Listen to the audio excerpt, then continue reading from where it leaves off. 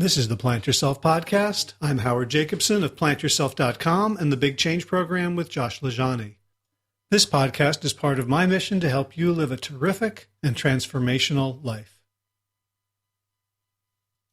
Yesterday, I was listening to a really good audiobook. It's called The Undoing Project by Michael Lewis, and it's about the friendship and professional collaboration of the two Israeli psychologists who went on to create the field of behavioral economics, Danny Kahneman and Amos Tversky. And one of the things that really struck me was how they arrived at the concept of availability bias. And availability bias simply means that we judge the likelihood of things by what comes vividly to our minds. So, for example, if we were asked, what is the chance that you'll be in a car crash today? It might be lower than if we had seen a car crash by the side of the road. Just seeing it brings it up in our mind and makes us drive more carefully and think that it's a much more common occurrence than it is. So anytime that there is something that's sort of vivid or unusual or top of mind, we tend to worry about that more. And you can certainly see this around things like, should we be more worried about terrorism or heart attacks, right? Well, we see the terrorism on the TV, but the heart attack isn't really, front and center for most people unless you work as EMT or in an emergency room. They're much more private, silent events, and we don't give them the same probability in terms of our attempts to prevent them. So why am I talking about this today? Because it's one of the reasons that I am having people like today's guest, Anthony Masiello, on the podcast. People who have turned their lives around through plant-based nutrition and through running, through vigorous physical movement through space. And because we think this is impossible. If you just read the New York Times and you read about The Biggest Loser and you read about how hard it is for people to lose weight and keep it off, and we don't really see people like this, there's a tendency in our society to think, well, that doesn't happen. And there's plenty of evidence that people can marshal to say, well, it's genetic.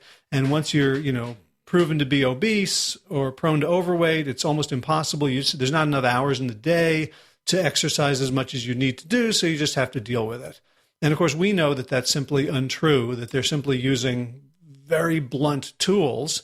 They're trying to, chop down a tree with a spaghetti noodle instead of a sharpened axe. And when we have the tools of plant-based nutrition especially, and a commitment to bipedal locomotion at whatever speed and intensity you can manage in this moment, that the pounds fall off.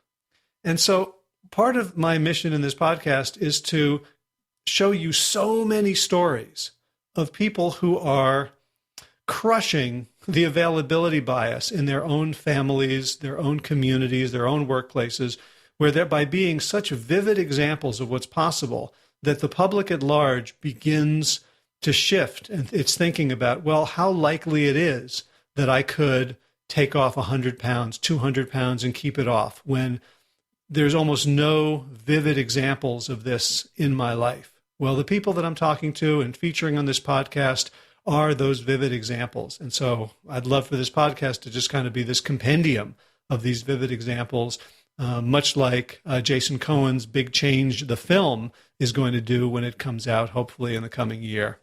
So a little bit about Anthony. We met at Leadville when we were both running the marathon and heavy half. He has been plant-based for many years. So when I met him, it didn't occur to me that he'd ever been overweight. He's 6'3". He's an accomplished runner. He's very engaging and funny. And he's just the sort of regular guy that you would never have guessed was, really close to death's door in his early 30s. So his story of growing up being the fat kid, having a family, and feeling like he was letting them down because he wasn't able to participate the way he wanted in their lives, and the simple and powerful things he did to turn himself around. These are common themes, and Anthony gives them a spin all his own. So I think you're really going to enjoy this one. So without further ado, Anthony Masiello, welcome to the Plant Yourself podcast. Thank you, Howard. Yeah, I'm super happy to be here. I'm super happy to have you. Why don't you start out by telling folks a little bit about who you are and what you do? So my name is Anthony Masiello, as you said. I live in Hunterdon County, New Jersey, with my wife and two boys. They're ages 11 and 13. And Yeah, that's about it. Okay. And you do like health stuff. I see you on Facebook. You're instigating things. You're working with different people. Tell us a little bit about the work you do. Yeah, so I do as much as I can. So I'm sure we're going to get into the whole story, but basically, since reclaiming my own health, um, and realizing what it's done for my life, I look for every opportunity that I can find to help other people to do the same. So I focus on a couple of different things. I get to work with a couple of local plant-based physicians, and I get to share my story to inspire people. I also get to help coach people through change. My biggest area of focus is I don't really want to tell people what to do. I feel like there were so many experts in this field who have all of that really figured out. What I really want to help people to figure out is why should they make this change? Like really to find a deep reason, like really something that's important to them that's going to help them to be able to make the change, and then kind of skip the what to do and get right into how to do it in a very practical sense. So myself, we'll go into the whole story, but I've been eating a purely plant-based diet for over 12 years now, and it wasn't always easy. And it wasn't always hard either. I've figured out how to do it while eating in with my family, while traveling with friends who are not plant-based or family who's not plant-based and doing all these things. So really taking all this kind of accumulated experience and all of the reading. I mean, I'm addicted to reading books. So, and all the reading that I've done in order to just kind of help people to apply it in their own lives. Gotcha. So I think it'd be useful now to go into your story because clearly this isn't stuff. I mean, it is stuff that people could get from a book or a course. Spend $5,000, become a health coach, and then go do it. But this grows directly out of your own odyssey. So why don't you take us back? Like let's go back to childhood. Let's do it. Like when you were, I guess, overweight. Yes. Right. And so when did that happen? I was, for all practical purposes, I was always overweight. I do know specifically that it was between the 4th and 5th grades. So I spent the school years in North Carolina living with my mom, and I spent the summers in New Jersey staying with my dad. And I can look at pictures and I can see myself. And in the 4th grade, I looked like a regular healthy weight person. And then in the 5th grade, I remember going back to school and like the way my summer breaks timed out, like we literally would leave North Carolina the day after school got out, and we would come back like the day before school started. So I came back to North Carolina. I went to school the next day, and my friend, his name was Woody, he said to me, he goes, Anthony, how'd you get so fat? Like, because something happened, and like all of a sudden, I went from being like normal healthy weight to being big. Now, he said that to me, and I kind of owned it. I took it on, but it's a little bit sad to me because now I look back, and I wasn't humongous when I started the 5th grade. I don't know how much weight I could have gained in those 2 months, but there was definitely more than the average person in the early 80s in the 4th grade, right? Most people were at least most kids back then were of a healthy weight. So I was big, but I kind of really took it, and not just from what he said, but then from going through school and from continuing. So I basically grew up identifying myself as like the fat kid, or maybe in my school there were 2 of us at the time.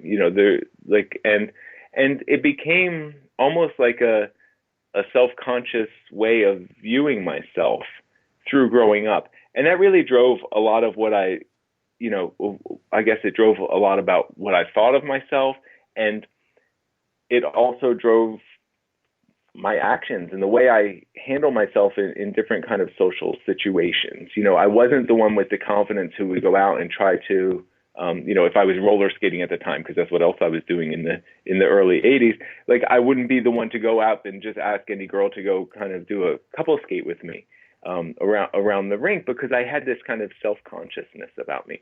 So that's where I started at an early age. Yeah. I'm curious about that. So this was like your friend Woody. Was there? I mean, did it feel like insulting or a put down, or was it kind of like, okay, here's my new identity, here's how I fit in, here's how I understand my place in the social situation? Like, was Woody still a friend? Did you still like, Yeah, was being the Woody fat was kid a problem? no, so it never was a problem. And I don't believe Woody meant it in a bad way at all. He was, kids at that age are just very matter of fact. At least they were, my friends were. And it's like, okay, you see something, you say something about it, and it's not like it wasn't really done in a picking way. It wasn't really done to call me out because it was a question that he had for me. What happened? So that's at least how I took it more. And I never really got defensive about it or anything like that. I guess I just kind of rolled with it. I'm probably oversimplifying it. I don't know exactly when all these things happened, but I do remember later, like in the 6th and 7th grade, like I wouldn't ask girls to go, and do the couple skating thing at the roller rink because I just assumed that they wouldn't want to do that. Looking back, it's actually pretty sad. Like it kind of bums me out because my life could have been very different if I would have been one of these people who were big and overweight and kind of embracing that and not approaching it from a perspective of, I guess people who are approaching it with a more confident way. Like some people who are big, they feel like they own the room, right? Because they're bigger than everyone else. They're larger than life. And they have no issue with it. And I was kind of the opposite. I was almost trying to mask it or to hide it. And I think that kind of pushed me into myself instead of putting me out there. So it did affect my life in that way. Now, I don't think I grew up an unhappy person, but I did kind of have these parameters. And these are the parameters that I kind of chose to live between. Does that make sense? Yeah, yeah. So don't take this the wrong way, but how'd you get so fat? I have no idea. That's the question. I really really don't know. I always did appreciate food. Coming from North Carolina and coming up to New Jersey, there were a lot of things around food that I really enjoyed here. For example, in North Carolina, we lived in a like a subdivision, and in order to get anywhere, you had to be driven or someone had to pick you up. Right. So any food I could get on my own there was whatever we had in the fridge, which my mom always stocked the fridge with healthy food, and whatever I can make for myself.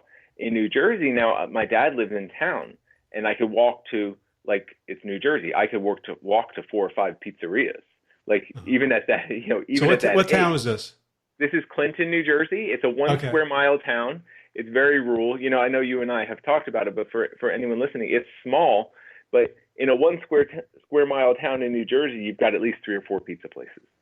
And there are sidewalks everywhere. We definitely didn't have that in North Carolina, in the subdivisions. So it was not any issue for us to go out, like my brother and I, to leave the house, go meet up with friends and be gone for, 4 or 5 or 6 hours, including, picking up our own lunch. And basically, I think it kind of put the control of what I was eating into my hands. Maybe not really before I was ready for it, but I guess it let me kind of express my tendencies then to want to kind of overeat or maybe to find some comfort in food or to really just enjoy the taste of that gooey cheese and the grease dripping off the pizza while playing pinball, in the pizzeria. Like it was cool. Yeah. So I guess your mom stayed in North Carolina, right? Yeah. So Yeah. was she surprised and shocked to see you? She never said anything. She didn't. And I don't know if she noticed it, it's the way Woody noticed it, or if she chose not to say anything. We didn't have that conversation. But going on, once she realized it was an issue for me, we would talk about what to do. But the truth is, I don't think she ever had a weight problem. So I don't think she really knew how to deal with it. Or how to really help me. And we would go to the doctor, and the doctor would say, you should try to lose some weight. But that's it. That's all we did. So I would try little things and now we're going on, right? We're going on from like 4th, 5th, 6th, 7th, 8th, probably, 9th grades, and she would help me, she would get me the lean cuisines, right? Instead of cause I would love those things. But when she wasn't around, I would probably eat 2 of them, So Yeah. she tried to help, and it was probably the only attempt we really had at that age was portion control. And there were times where I would lose a little bit of weight, and it would stay off for a little while, and then it would just kind of come back. And I probably graduated high school. I'm 6'4", and I must have been close to that when I graduated high school, if I wasn't already all of it. And then I probably graduated high school around 280 or 290 pounds, which was big, but Yeah, but not. that's like football big. That's not. Yeah, except that I never played sports, I never exercised, I never lifted weights, so mine was kind of jelly big. I was active. I did used to skateboard. I mentioned roller skating. I would ride my BMX bike all around, stuff like that. So I was active, but I wasn't really getting exercise, not like somebody who played like a team sport or something like that would do. And I was definitely not spending any time in the gym or trying to lift weights or be strong that way. But you're right, it wasn't obese. It was big. So you said at the beginning that your big thing now is to help people figure out their Yeah. why they should make that change. So far, I haven't heard any why Yeah, from so you. It seems like, the strongest why I had back then was because I wanted to lose weight, or maybe because I wanted to fit in better in a social situation. But it wasn't really very strong.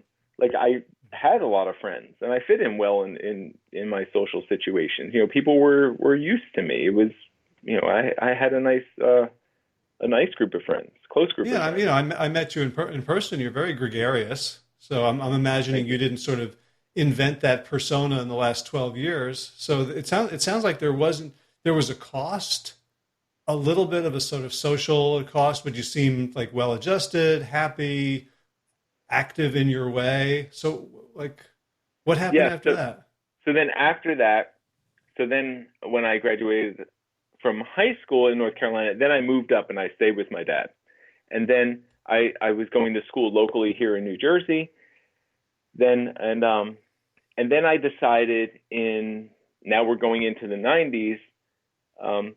In 1994, I wasn't feeling good. I wasn't actually on a pretty good path. By this time now, I was drinking alcohol. And I was talking to my mom on the phone one day. I was just talking to my mom. And I'm like, I'm not really feeling that good.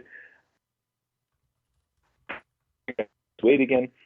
And she doesn't even remember this. But in January of 1994, she told me, she said, well, why don't you just try giving up meat and alcohol for a little while and see what happens? She said, just try it for like 3 months. And I remember I had a bunch of beer, and it was my friend's birthday on January 24th. So we ended up drinking all that beer on his birthday, January 24th, and then the next day I stopped. And I just had told my friends, I had just turned 21 at that point, maybe 6 months earlier. So all my friends were now shifting from like house parties and underage drinking to being able to actually go into bars and drink out, in more social situations.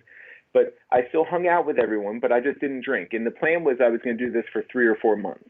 And some of my friends were just waiting. They're like, "Oh, when are you going to start drinking again?" It was funny like that. But fast forward, I still actually haven't had a drink since that point in time. But what that did for me, and being a vegetarian in the early 90s, pretty much the only thing I would eat would be vegetable stir fry.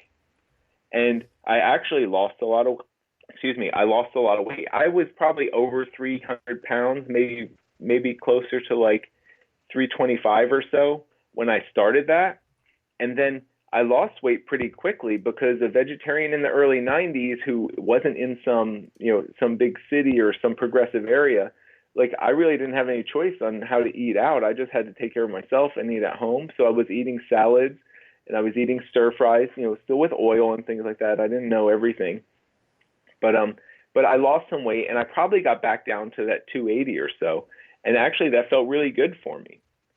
And then as I continued, then I went away to school. By this time I moved to Baltimore, Maryland, and then I somehow slowly but surely, through finishing college and then getting a sit down job and then having more money in my pocket where I could actually go out to eat. And by this time we're living in Bethesda, Maryland, and I was working just outside of Washington, D.C. And and my weight was really climbing. I moved in. My girlfriend at the time, who I'm married, who's my wife now, she moved in with me. We were doing more things together, but it was more kind of couple things. It wasn't like going out and going skateboarding for the afternoon or going on long like mountain bike rides and stuff like that. So my weight slowly started creeping back up. I also learned how to eat very unhealthy as a vegetarian, and we would get Ben and Jerry's ice cream. And so, in your mind, what was the purpose of being vegetarian? Was it a lifestyle or an ethical decision or just a hack that your mom told you that worked? She said, try to do that and see if it makes you feel better and see if you lose any weight. And really, that's all it was. It wasn't any more thought to it than that. But I stayed. I never went back. But what I did was I learned how to be a junk food vegetarian. So again, I had my parameters, but I realized that Ben and Jerry's ice cream, grilled cheese sandwiches, down in Maryland, I was now getting Papa John's pizza, and they had this like little cup of this garlic butter sauce or something that you could pour all over the pizza, and I would get extra of that, but my weight really jumped up. But that's so interesting because like you became a vegetarian for just a totally utilitarian purpose. Yeah. And then you just stuck with the definition, even though it wasn't working and you weren't working it. Exactly. But yeah, it's weird. I don't know.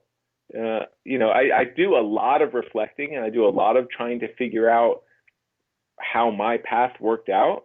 And now I do that, half because I just want to understand myself better. And then the other half is so that maybe I can find some thread in here that would help other people. But I just continued to be a vegetarian, but I was eating French fries and pizza and a lot of junk food that happened to just not contain meat. Yeah, it's interesting. I mean, it's interesting that like there doesn't have to be a conscious reason for it. Like that's like one of the things that I've discovered is that most of us just do what we do and we know who we are by just looking at what we do. And there's no more thought that goes into it than that. Right. Well, there might have been something to it. I was probably also afraid that if I did start reintroducing meat or if I did start reintroducing alcohol, that I would even get worse. Because I had something in my mind that made me think that I lost weight going vegetarian. So now what if I start there was no reason, I guess, to reintroduce meat or something that would potentially maybe even make me worse off than I already was. Mm-hmm. Gotcha. I think there was probably some of that there. So where did it go from there? You were down to 280, and then do you know how heavy you got ultimately? So I was well into the 300 pounds, and then we moved back to New Jersey because my wife wanted to come back because she had siblings in the area. Everyone was having kids, and we wanted to start a family. So we moved back to New Jersey, and we had our first son, and then we had our second.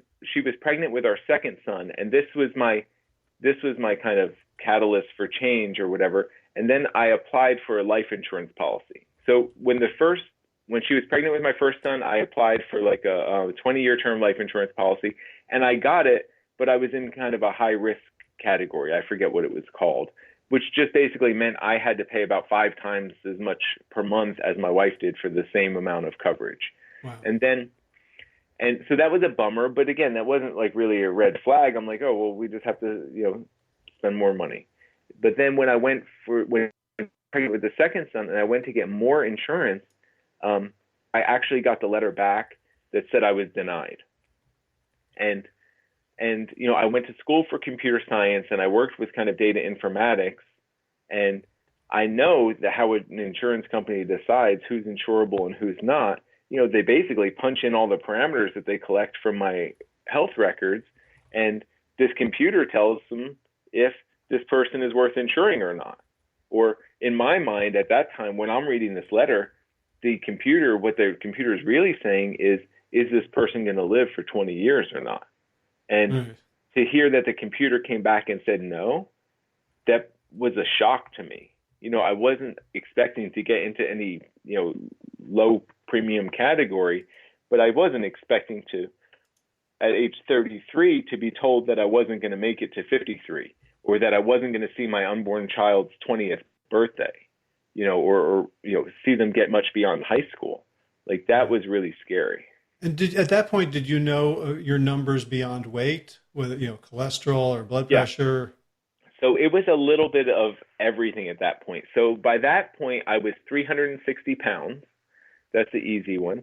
I had a 54-inch waist, and I believe that's a factor that they wanted to know as well. How much of that probably that I'm carrying is belly fat versus muscle or something else. And then I was on medicine for high blood pressure, and I had been talking to my doctors trying to say I don't really want to go on medicine, but she kind of told me, like, look, the only way you're going to be able to help yourself out is to start going on medicine. So I was on blood pressure medicine for probably about 2 years. I also went for a sleep study, and I was diagnosed with sleep apnea, but I decided not to buy the machine that the mask thing that you sleep with.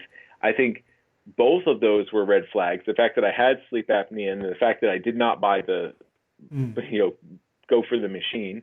And we were also, my doctor was trying to figure out how to help me get rid of or not have as many migraine headaches.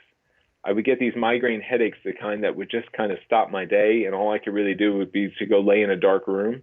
Like no medicine would really help me and stuff like that. So that was also in my records. So by the time all of my cholesterol was borderline high, is what they were calling it. It was probably like 216 or something like that. So it wasn't to the point where my doctor was insisting on medicine. But again, I think that's probably played in. By the time you add up all of these things, from the insurance company perspective, it just didn't look good. So you said that was the catalyst for your change. Yeah. So the biggest thing that did was like the wake up call. That was like the slap in the face. Like that made me go back and really look, okay, what is my life really like? Like, what is this thing? I thought I was just a big guy at 6'4" and 360 pounds. I even joked, I called myself a giant. I said, look, I'm just a giant. Yeah, I'm twice as wide as you and I'm twice as tall as you. I could say those things to friends and kind of justify it a little bit, but this wasn't really something that I could shrug off. And when I looked at it, there were a lot of things that I couldn't do. Like, when I would be in a situation where the only option was to sit in an armchair, in some kind of a meeting room or something like that, I was thinking to myself, I literally have to go into these rooms and push myself down into this seat.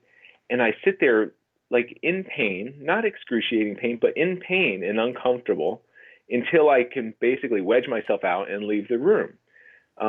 When I was flying, I was traveling a bit at the time by myself. And when I would walk down the aisle of the airplane, I would feel really bad for whoever ended up being next to me on either side. And if I was in a middle seat, like I got to feel bad for two people, and I was just so conscious of that. And I would sit and I would cross my arms and I would try not to overflow onto their seats, but it was impossible. And even when the flight attendant would do the little demonstration with the seatbelt, they had that little tiny seatbelt. Now it's all on video, but the flight attendant used to hold it up and do the demonstration. Then I would have to call over the flight attendant and ask if I could borrow that to extend the seatbelt just so that I could buckle up for the flight. So I started looking at it and realizing all of these things. And then really the biggest moment was in maybe, I don't know if it was a month or so, it was sometime after the insurance company had denied me and I was trying to figure out what to do. My wife and I took my son to the local carnival that comes to town.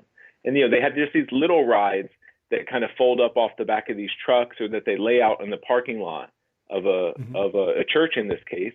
And they set up the carnival for a few days. So we're new parents. My son is about 18 months old. And we took him to the carnival for the first time. We're brand new parents. We had never taken him. He'd never been anywhere like this before. And we were walking. This is like 2006, 2005? That was late 2005. Yeah. Okay. It was mid to late 2005. Yeah.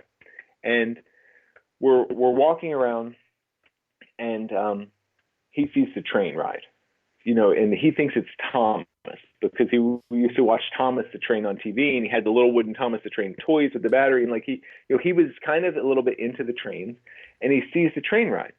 And so he starts pointing at it and he's getting excited and he starts squirming, right? So we walk towards the train ride. And then just as naturally as anything else, when we get close, I go to pull them from my chest to hand them to my wife. But when I do that, he tugs on my shirt. Like, to me, he wanted to stay with me, and he wanted me to take him on the ride. But there was no way that I would ever be able to fit on this train. I mean, it was tiny. It wasn't even an adult ride. It's debatable if I fit on an adult ride. I'm never going to fit on one of these kiddie rides. So I take my son and I hand him to my wife, and he squirms a little bit or whatever, but then he still realizes he's going on the train. So he probably just forgets that I'm there at all, because my wife is now, they're handing tickets. But what happened after they handed the tickets and they went through the gate, the attendant looked at me and he said, you're going to have to go stand and wait over here. And he told me to go around, and I walked around, and I'm literally standing behind a metal gate. And my wife and son, my pregnant wife and son, are riding around on this train, and they're giggling and they're laughing and they're pointing at the lights, or whatever they're doing. They're having an obvious good time, and I'm locked out.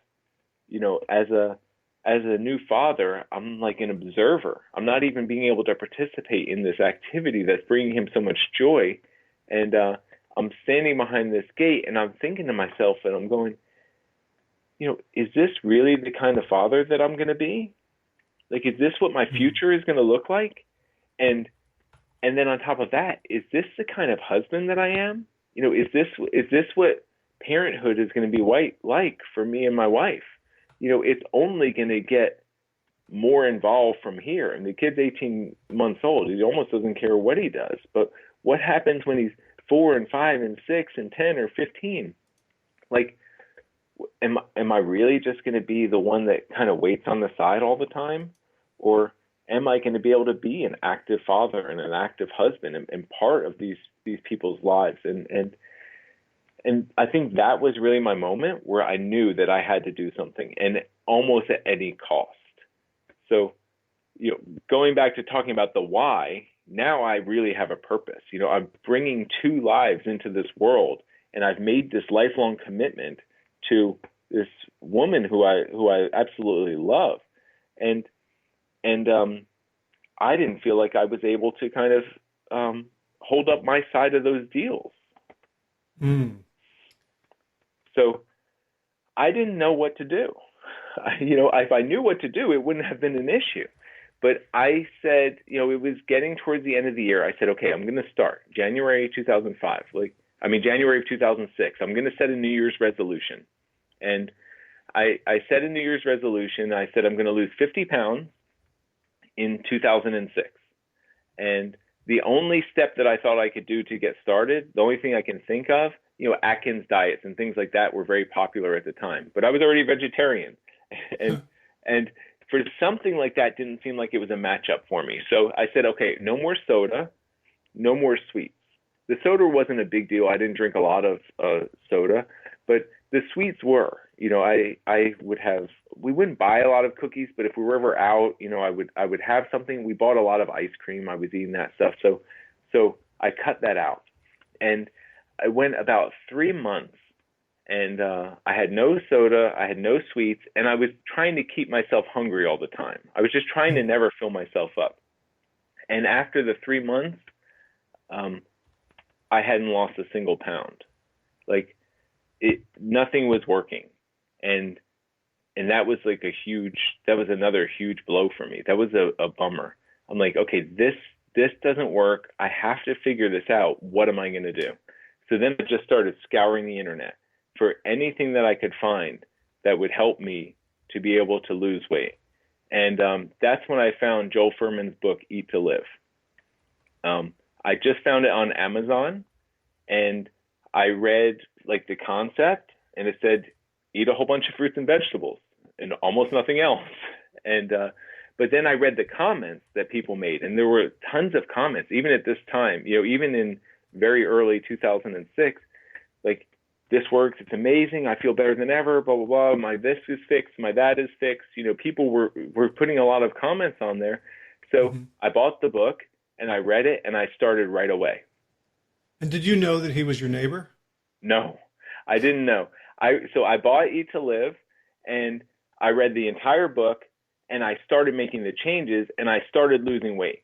And at some point, what I used to do is I used to keep the book around, because in that first edition, and I don't know if it's in the more recent edition or not, the last maybe 50 or so pages or 20 pages were all frequently asked questions. And I just used to reread those all the time. Like, someone would ask a question, he would give a long answer. Someone asked a question, he would give a long answer. And then one time I actually flipped it over and I read the back cover, which was about the author. And it said Joel Fuhrman, and he said he lives with his family in Flemington, New Jersey, which I'm going to point that way is about 8 miles that way. It was really funny, and I thought that was cool, but I never went to try to go see him. You know, I said I'm going to do this, and I continued working with my doctor, and by the time, so I started changing the way I eat, like, aggressively. I did not go, like, I never followed, he has in there a 6-week plan where he says, okay, this is what you eat for breakfast, lunch, and dinner. I never went that route. I never went like what someone would describe as cold turkey.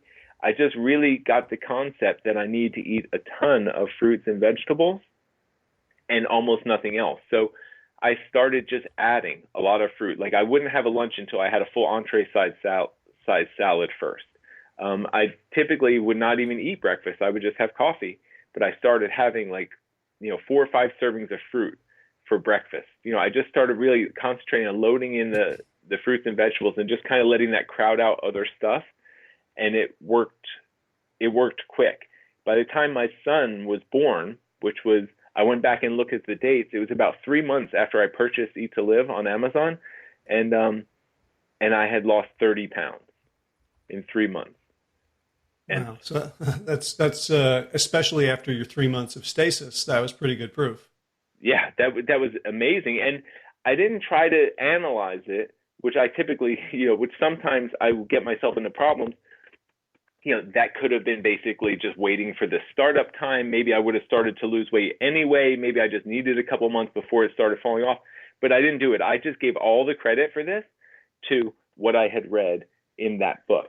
And what that did for me is it just helped me to start, doing more and more and more, just getting cleaner and cleaner, a little more true to what the recommendations were, and really to continue cutting out other stuff. So cutting out more bread, cutting out the last bits of cheese that I was eating, things like that.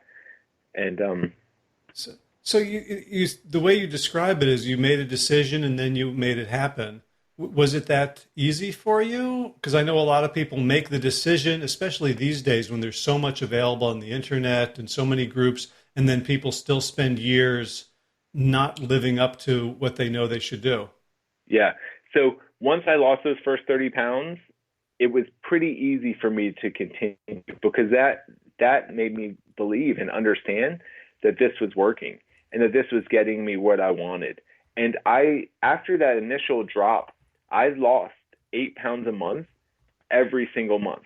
And that became a goal of mine. I originally said 50 pounds for the year because I thought it would be reasonable to try to lose 5 pounds a month.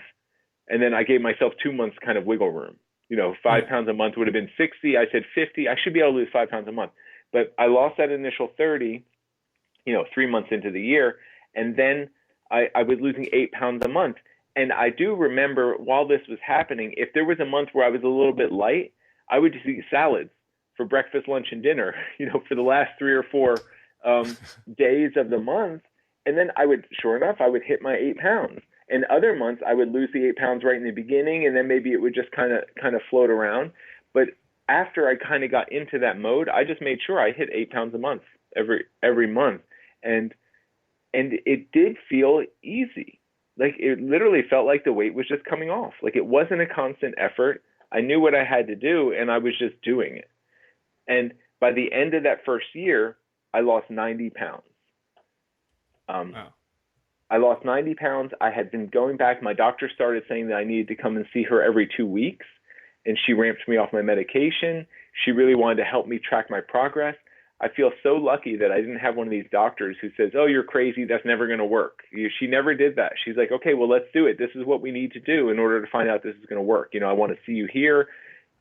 She had me taking my blood pressure 3 and 4 times a day, and she gave me these worksheets so that I could just fill them out, so that she would have a lot more data than just what happened when I walked into her office, so that she could kind of responsibly, I guess, figure out what to do with my medication as she ran me down. But she got me off my medication, and by the end of the year, after losing 90 pounds, I was feeling amazing. It was the end of the year, so then I wanted to set another New Year's resolution. And this is a good point. So I lost this first 90 pounds without doing an ounce of exercise. So I never went for a walk around the block. I never stood on the treadmill and went for a walk. I just went about my routine. You know, we had a toddler and a newborn at home, so it was a busy year for us. We weren't really looking for extra time, but my wife was always a runner. And even the year before we got married, you know, I got to go and watch her run the Marine Corps Marathon in Washington, D.C. And again, when I look back, it's another one of those kind of sideline moments for me, where I would take her to these 5Ks, I would take her to 10Ks, I would take her to these marathons, these things that she was doing, and I would basically be her support person. But I was always standing out there watching, and you know, high five as she ran by, you know, make sure she had the water, whatever she needed while she was doing this. But now I decided that it was going to be my turn, and that I was going to start running. And so I set another New Year's resolution, and the only thing it said was start exercising. and I did. We had, you know, when we moved into our house, she really wanted a nice treadmill, especially when we were having kids, and she knew that she wouldn't be out on the road as much as she had been, you know, before we had kids. She wanted to get a nice treadmill. And when we bought the treadmill, I said, well, let's get one that's big enough to, you know, strong enough for me. So we ended up with a commercial treadmill. I think we spent $4,000 on it or something at the time. Mm-hmm. But we did have a treadmill in the house that was good enough for me to run on. So it was the winter time here. You know, the roads get icy. We don't have sidewalks. So I just started on the treadmill. And what I would do is I would go for a half hour, and I would just walk, and then I would just bump up the speed until I was running. And then when I got exhausted, out of breath, I would just slow it down, and then I would walk. And I know I couldn't even run a quarter of a mile when I first started with the running intervals. I guess now I know that they would be called, and then I would walk it out until I got to the point where I could, you know, run a full quarter mile. You know, the treadmill has this display that looks like a lap on a track. So right. I would try to see if I could get the lights all the way around. And I remember I could get it to go 1 lap, and I thought that was awesome. And then I could get it to go 2 laps. And then I finally got to the point where I could go 4 laps and I could run a full mile. And I just kept going and doing more and more running and less walking. And I probably extended the time. I didn't always jump off at 30 minutes. It would depend. You know, I just kept going. But even while I started doing all this exercising, I was still eating right, and I was staying perfectly on track, and I was still losing almost exactly 8 pounds a month. As I was increasing this exercise and just eating the way that I now knew that I should.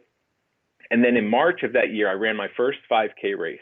And this was the first time I put a number on myself since maybe like, you know, recreational basketball in like the, I don't know, 3rd grade or something like that. So, but that was cool because now I wasn't on the sidelines. Like now I understood what this buzz was. You know, people were running to the bathrooms, the porta-johns to go to the bathroom. They were running over here having a sip of water. They were going and getting their bibs and their pins, and they were putting stuff on their, you know, putting this number on their shirt and then going and dropping something off in the car.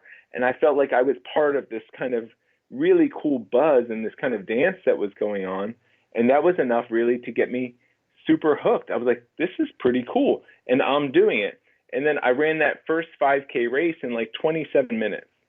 And I had no idea if that was good or if that was terrible or what, but it felt pretty cool. And some friends of mine who I had known from kind of the running world, they're like, that's actually a really good time for someone who's just, you know, 3 months ago couldn't even run a quarter mile around a track.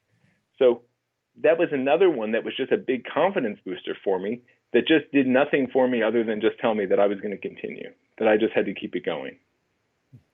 And your impetus for starting the exercise was you just wanted to not be an observer but to be a participant, or did you think it was going to double your weight loss to 16 a month, or I you just think had a bunch of energy? exactly. I think it was that one. I just really felt good. I had the energy, and for the first time in my life, I thought that it was something that I could do successfully. Like maybe I could do this with my wife. And I'm thinking about what kind of father I'm going to be as I'm going through all of this. And I wanted to be an active part of these kids' lives. And I thought that being able to exercise and really being in shape, not just being of a normal weight, but really being healthy. I still, to this day, I really believe that exercise is incredibly important for being healthy, but I think it has almost nothing to do with losing weight. So at the time, I just wanted to, it was about more than even weight loss at the time. I'm like, I wanted to be truly healthy. I almost wanted to like become an athlete. So am I seeing behind you like a whole bunch of ribbons and medals and things? Yeah, but that's because I'm in my wife's office. Oh, okay. So she's our real runner. She's the only one who has her own space in the house that's quiet and away from everyone. But so she's qualified for and ran Boston for I think 4 times. She's got like a 50K, a couple of ultras, and some real trophies from overall finishes as a female and things like that. I have a couple myself, but they're like downstairs in the back of a cabinet somewhere. So did she get excited? I mean, we haven't talked about her much at all, but I know like when I do something and then my family isn't doing it, and then if one of them shows the slightest sign of interest, like, I'll go get them the cleats. I'm so excited that I almost turn them off. Did you? Yeah. So that's me. That's not her. So, because remember, she's running all this time, and she's just happy to have me shuffle her around wherever she needs to go. She never tried to get me to become a part of it.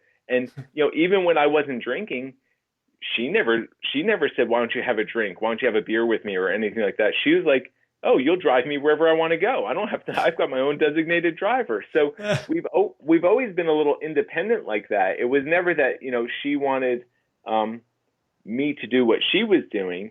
I do have more of that. And I see that a lot with my kids now. Anything that excites me, I'm like trying to get people to, trying to get my wife and kids to do that with me. But she really didn't have any of that. But she was fine with it. She was happy. She was happy to support me. That's how I would most describe her. She is just incredibly supportive. So when I was overweight and when I was bummed out and I was denied that life insurance policy, she would try to comfort me. She'd try to make me feel better. She would tell me it's okay. That she was even probably more defensive of me than I was of myself, as far as, don't let it bother you, it's okay, we'll figure it out, more of that kind of stuff. And we've talked about it since, maybe almost to a fault, like almost borderlining, maybe enabling, because if she always said, if she would always tell me, I love you just the way you are, then like, that's not really any big reason for me to change either. I'm like, I'm loved the way I am. Like, cool. Yeah. Yeah. Yeah. So, but if you haven't experienced the other, though. No, I have not. So I'm happy for that too. Maybe you have. I don't know. Well, experienced conditional approval. Yeah, like that can take you so far, but it's not going to take you nearly as far as self-love. Yeah. I could see that, and I would agree with that for sure. Yeah.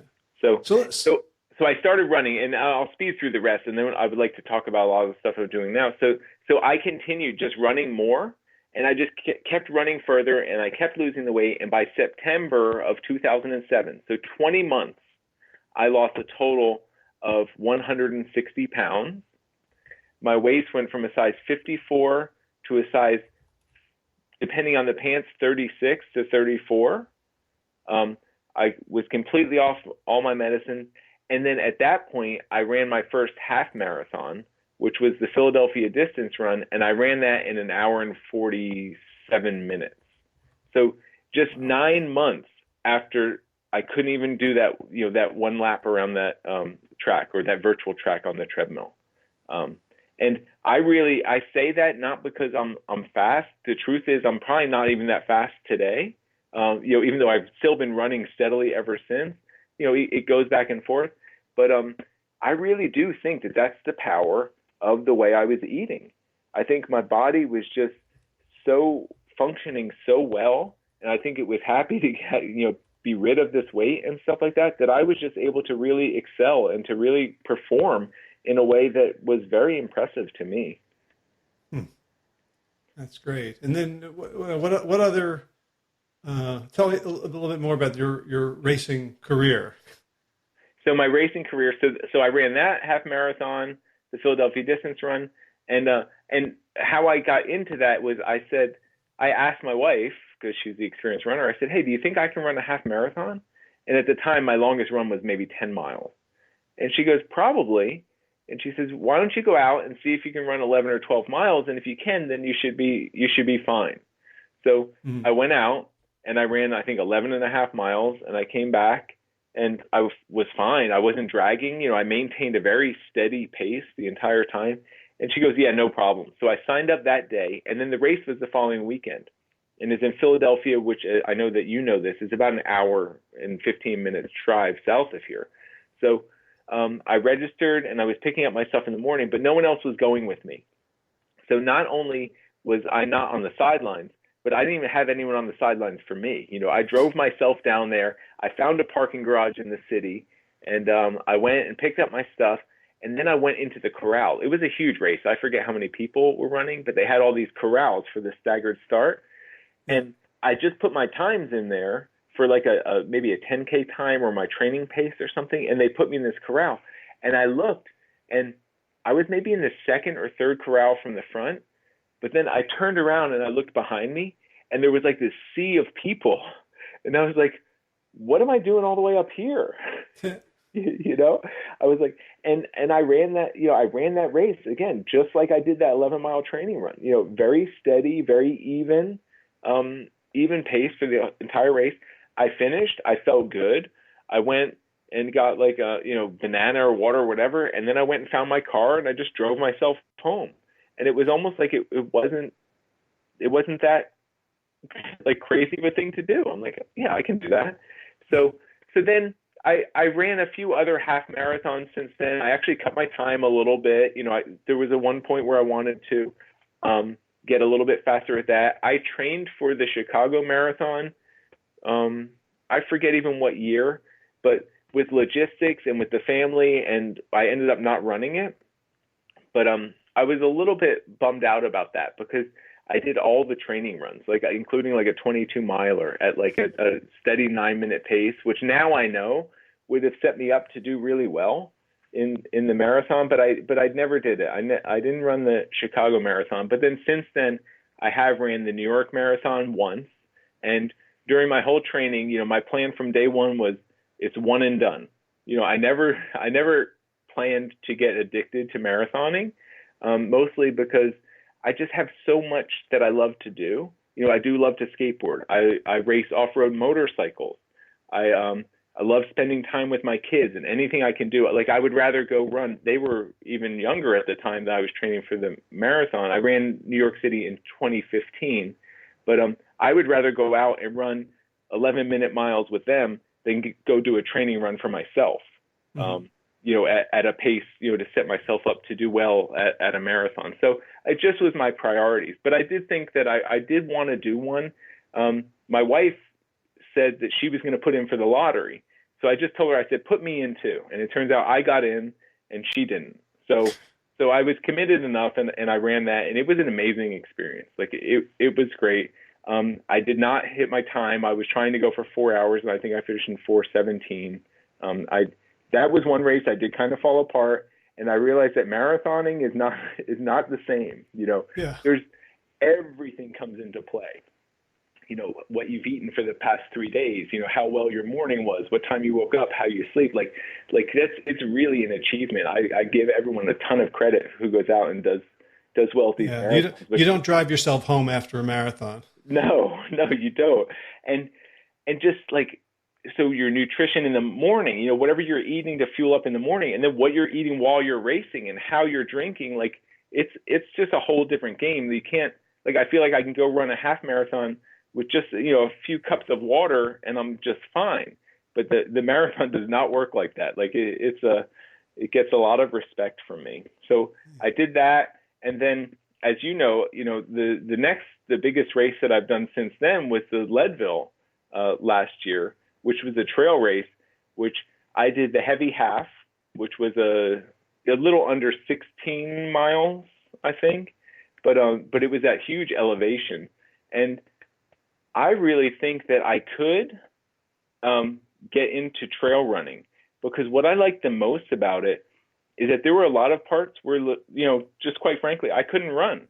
It was either too steep, or it was too rocky, or there were too many people, or the trail was too narrow. So it forced me to go for a brisk walk. But then what that did was, then whenever I got to a spot that I could run, I got to kind of open it up a little bit and actually run. And at Leadville, at least, you don't run too far before you get to another spot where you have to, do a pretty quick walk. So I really I learned to really enjoy that varied pace. And that was on the uphill. And then coming down was the same. There were some spots where you really couldn't run because it was just too rough. But then the spots where you could run coming down from the peak, like, it was downhill running. And I'm like, downhill running is pretty cool. Like, I essentially feel like I fell for about an hour and a half from that peak at, pretty close to 14,000 feet back down to 10,000 feet when we got back down to the finish line.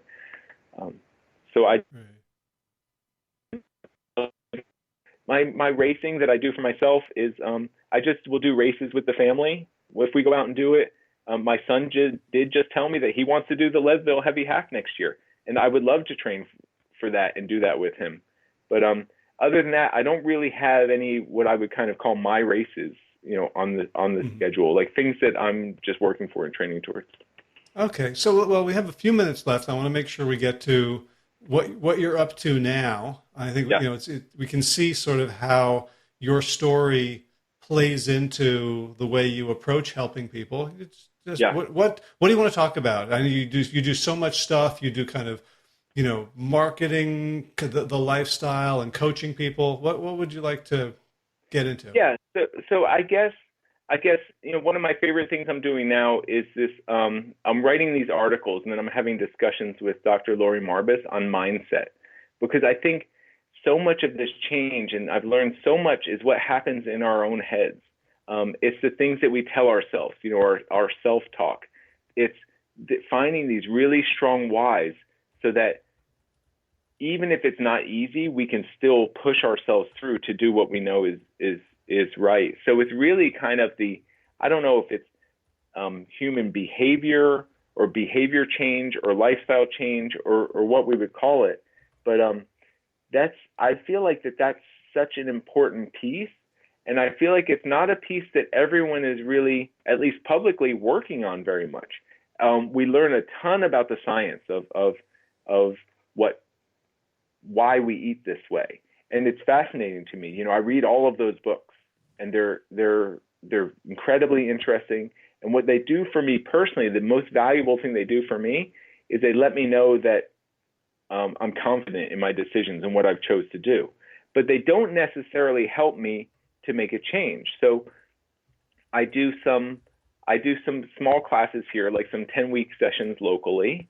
I get to share my story, and my favorite way to share my story is like kind of what we're doing now. We talked a lot about my story, probably more than I would have if I was designing this. Now I talk about, okay, how can other people implement this change? Like, how can we take elements, like things that I've analyzed of what would make me able to be successful this time and to keep my weight like right on track, like steady as can be now for 10 years after. And how can people put that into their own life? And I feel like the biggest thing that we're teaching people now is that it's okay to be different. It's okay to take care of yourself and not to worry about what anyone around you is doing, whether that's family or friends or people who care about you or people who ask you these questions that make you doubt yourself. Like learning how to just stand on our own and be confident in our own decisions. I think that's almost like a first step that people have to kind of acknowledge that they can do before they can really do this, at least in today's society. Right. So when you share your story with people, do you find that they resonate with it, or do they look at you and say, well, you're an outlier, I could never do that? Or are there parts of the story that people see themselves in? Yeah, there are parts of the story that people see themselves in. Really, if I'm sharing my story to a room full of people, whether it's 10 people or whether it's 100 people, I'm really looking for the biggest people in the room, because I do feel like my story applies to people who need to lose a lot of weight, or people who have very serious issues, and people who need to basically acknowledge the fact that they are doing everything wrong, that they don't know. Like I need to be able to, I feel like it's easier to convince people when I say, look, everything you've done is wrong, because it's led you to this point now where you need to change everything.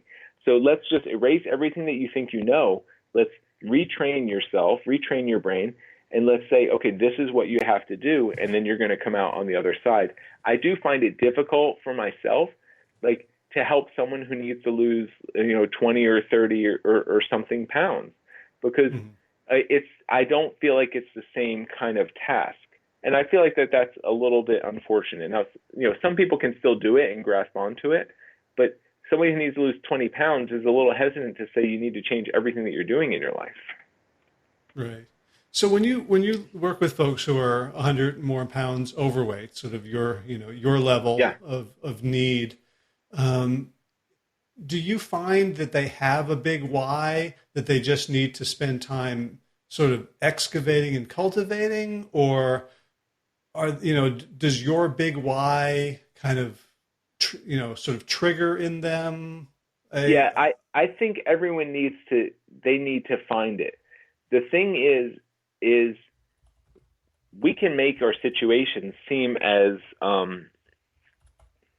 terrible or as light as we want them to be. I could have shrugged off that insurance company, say, "Oh, I'm going to go try another insurance company because these people don't know what they're doing." Right? Or they don't really understand me. Or I could have went back to my doctor and said, hey, can you take off this sleep apnea stuff? Or can you just close the loop on this and just say, Anthony's doesn't need this, right? I could have tried to discount the severity of being denied a 20-year term life insurance policy. Or I could have what I did was I looked at it as a 20-year death sentence and something that was not acceptable for me in my life. So that's what I try to do, is help people to twist their perspective. So what's good about your life today? Okay. And how is that going to be better? And then what sucks about your life today? What are the things that you really want to change? And let's make those as bad as possible, so that you really do almost have these magnetic poles where the person is in the middle and the future just looks so amazingly bright and the past looks so gloomy and terrible, or the current state looks so terrible that they really want to do whatever it takes to get away from that and to get towards this. And I do that with people with affirmations, and also with so things that they're working towards, and try to help them to see, let's just paint this really great picture, and let's remind yourself all the time how amazing things are going to be. And let's paint this really gloomy picture over here, and let's just remind yourself how you're not going to go back there, that you're not going to have that. So really trying to help them in their own terms to find a why that is strong enough to push them through the tough times. Gotcha. So one thing that I find is a little bit of a double-edged sword is when people discover this big why and they're so committed to it and they understand, I don't want to just live for under 20 years. I want to be there for my kids. And then they screw up and they eat the Ben and Jerry's. People can really sort of, screw at their own heads. Like, what does this mean? That I know I have this big why and I'm still a screw up. How do you help people through that? Yeah. I just try to tell them that it doesn't mean that you're off the wagon. I look at a whole food plant-based diet as a very inclusive thing. And this is something I do with people very early on. I work with them and I say, okay, what is a whole food plant-based diet? And the first thing people will tell you is everything it's not. right? It's no meat, it's no fish, it's no cheese, it's no processed food, it's like this whole list of things. And I try to skew that. I mean, to me, that's what a vegetarian diet is. That's what a vegan diet is. Like, vegetarian and vegan tell people what they do not eat. It leaves a whole world of stuff that is included and that you can eat. Now, I look at a whole food plant-based diet as the opposite. I say, okay, this is a whole food plant-based diet. What that means is you do eat a lot of vegetables. You eat a lot of fruit. You eat a lot of beans. You eat some nuts and seeds. You eat this. And that's what the majority of your diet is. And then I leave a little bit of fringe so that if somebody does have something with, like myself, I won't even have maple sugar, but I know there are a lot of recipes out there that are pretty spot on, except for the fact that they're sweetened with a little bit of maple sugar. So someone may choose to, have one of those. Somebody else might choose to have, a small piece of meat once in a while, or once a month, they're going to have something like that. But what I tell them is, just because you've done this, it doesn't mean that you've broken the rules on what is a whole foods plant-based diet, right? Mm-hmm. You found your fringe, you found your trim, and you want to avoid that as much as possible, but you're still on track. And just telling them that, because I don't want to bring back exactly what you described, those feelings of failure. And I even had to do this with my kids, because they go to a birthday party, and at a young age, they wanted to be vegan. And because we watched this Rip Esselstyn TED Talk, and talk about slaying this 5-headed dragon. And my kids were writing vegan in chalk on the driveway.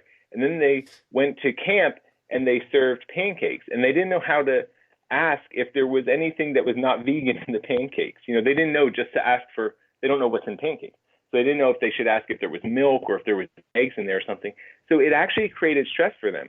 So then I actually showed them one of Joel Fuhrman's videos, and it says, what is a nutritarian diet? And nutritarian diet is where you eat almost exclusively, but it's key in there, it's almost exclusively, vegetables, fruits, beans, nuts, and seeds. And if a little bit of something else sneaks in there, so now, like, I kind of lowered that expectation that my kids have for themselves, or that people who I'm working with have for themselves, to say, okay, so if something like this slips in, or if I accidentally eat something like this, that it hasn't knocked me off my plan. It's a reality check. Like, I need to understand why I did that and try not to do it again, but it doesn't mean failure, and it doesn't bring on those feelings.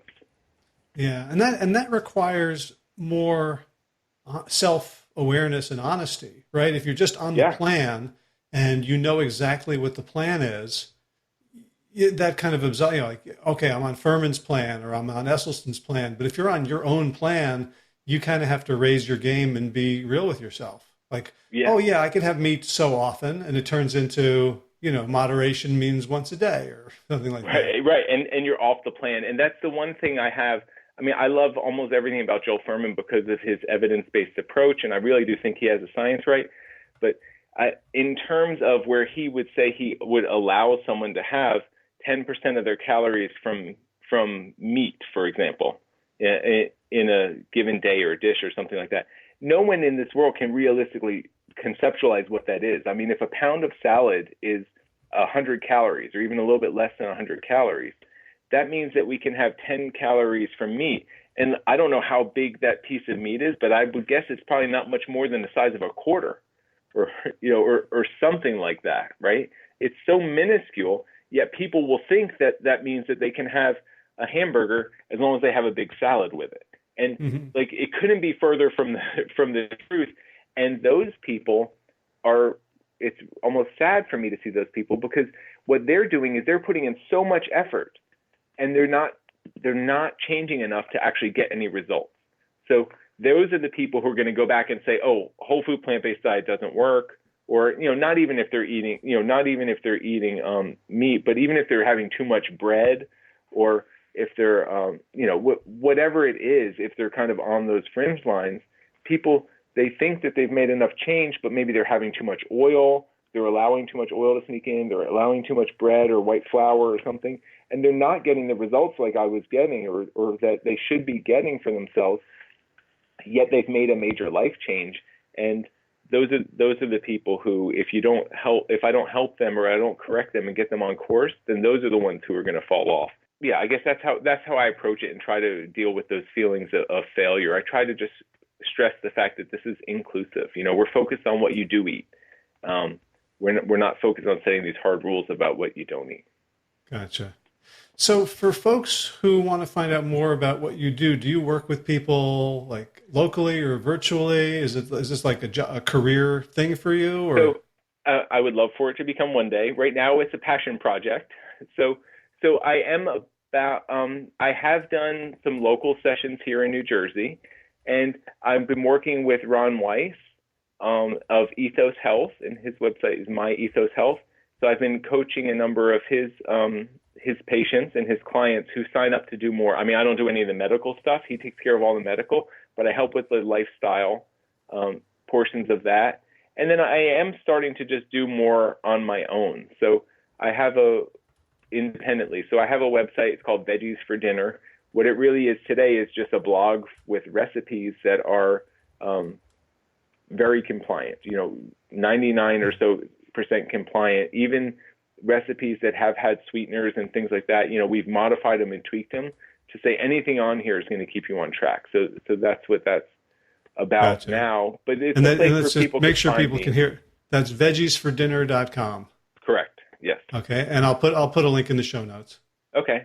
Thanks. And then I'm on Instagram and I'm on Facebook, and I've been lucky. I get to do some speaking, and I love doing that because I feel like I can really kind of reach a broad audience in one time that way. So I've been doing more of that, and I would love to continue doing more of those kinds of things. Gotcha. Well, so if people want to just follow you, they can just bookmark Veggies for Dinner, and as you turn your passion project into a career, people can reach out to you for more and more. Yeah, for sure. Yeah, and I'm on Facebook as Anthony Masiello, or on Instagram as Anthony Masiello, or A Masiello as well. So. Okay, cool. Yeah. So people can look you up there. Anthony, thank you so much. It's such an inspiring story. First of all, the journey, and then how much you've normalized the post part of the journey. That you're just, sort of just a giant vertically now. Thank you. Yeah, exactly. That's a nice way to put it. Thank you, Howard. And just, there's so much sort of ease and common sense and a kind of a relaxation to your approach that I think can really help people who are struggling. I really hope so. I really hope it helps people, and I would love to, if I can share my story, and if it can get to, 1 or 2 or 3 people at a time, and really help them to make a change, because I believe it's unfortunate. I don't think people really know how good they can feel.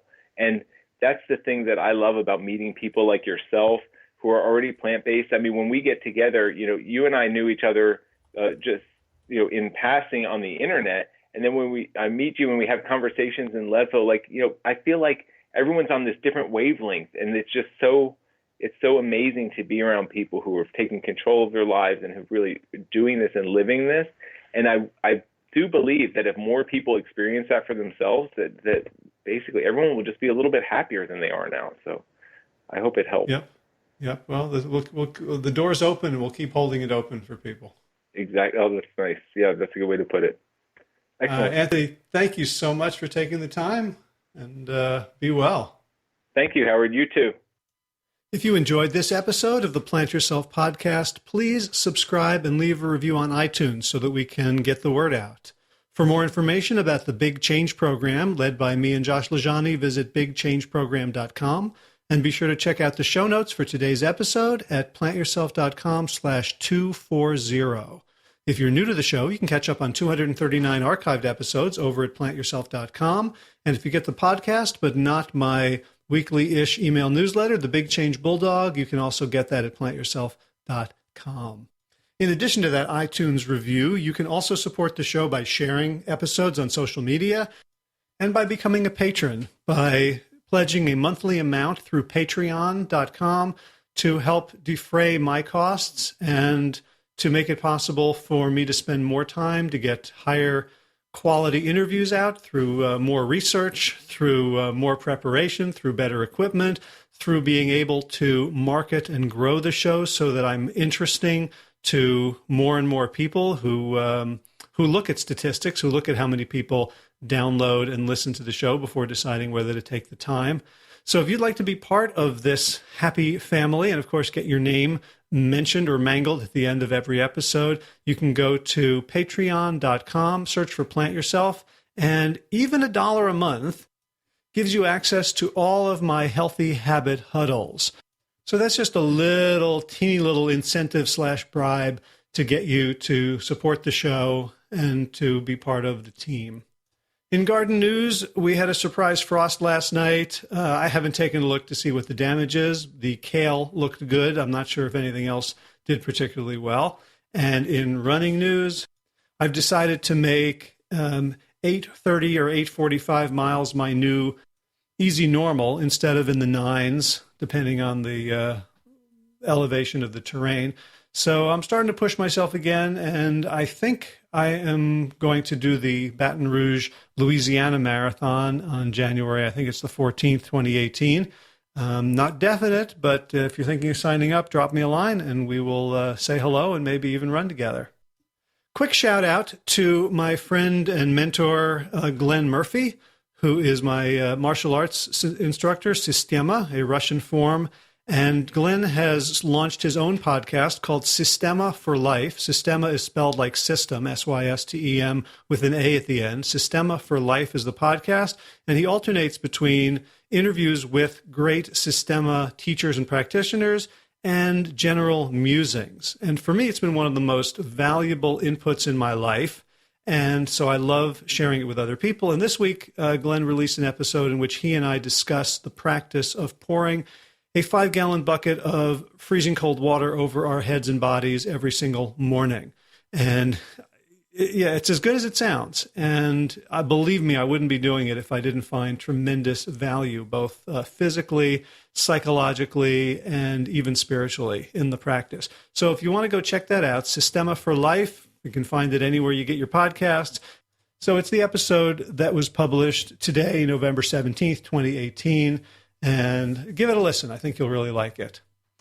Time for the thanks. First, of course, thanks to our musical muse, Will Ridenauer, for Sabali Dawn, the Dance of Peace, the theme music for this show.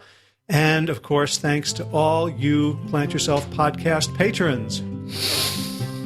Kim Harrison, Lynn McClellan, Anthony Disson, Brittany Porter, Dominic Mara, Barbara Whitney, Tammy Black, Amy Good, Amanda Hatherley, Mary Jane Wheeler, Ellen Kennelly, Melissa Cobb, Rachel Behrens, Christine Nielsen, Tina Sharf, Tina Ahern, Jennifer Kanofsky, David Bizek, The Mysterious Michelle X, Elizabeth Feldman, Victoria Dolman, Ovalia Stoller, Alan Christensen, Colleen Peck, Michelle Andrew, Josina, Julianne Rowland, Stu Dolnick, Sarah Durkis, Rhymes Circus, Kelly Cameron, Wayne Patterson, Leanne Peterson, Janet Selby, Claire Adams, Tom Franzik, Jeanette Benham, Gila, Sarah Taddev, David Donahue, Blair Seibert, Doro Navizov, Gio and Carolyn Argentati, Jody Friesner, Ruth Ann Funderburg, Misha Rosen, Michael Warbeck, the equally mysterious Tracy Z, Alicia Lemus, Rebecca Hughes, Val Linneman, Dick Harper, Stephanie Holmes, Martha Bergner, Nicole Ramsey, Susan Ahmad, Molly Levine, the Inscrutable Harry R., Susan Laverty, the Panda Vegan, Craig Kovic, Adam Scharf, Karen Burry, Heather Morgan, Ashley Corcoran, Kelly Machia, Deanne Norton, Bonnie Lynch of Plant Happy Oregon, Sabine Kurtzels, Nigel Davies, Marion Blum, Teresa Copel, Shell Rutledge, Julian Watkins, Breed O'Connell, Brian Sheridan, Sharon, Shannon Hirschman, Kate Rosland, Ayat, Julie Lang, Home Hedegaard, Isa Tuzinwa, Connie Hainline, and the Erin Green for your generous support of the podcast. That's it for this week. And as always, be well, my friends.